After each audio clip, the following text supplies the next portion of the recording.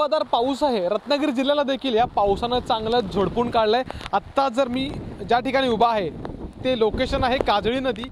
अगदी रत्नागिरी जिल्ह्यातल्या रत्नागिरी तालुका आणि लांजा तालुक्यातून नदी वाहते। या नदीला सध्या प्रचंड पूर आलेला आहे आणि जर आत्ता आपण बघितलं तर या नदीच्या किनारी जी भात शेती आहे या भात शेतीमध्ये देखील पाणी शिरलेलं आहे आणि अगदी काही नदीच्या लगत काही वस्ती देखील आहे।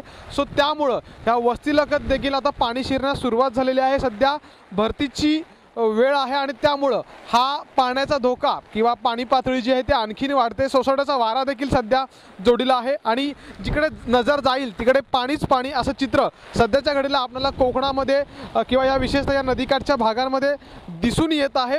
अर्थात पुढचे 3 तास मुसळधार पावसाचे असतील असा इशारा हवामान विभागाने दिलेला आहे।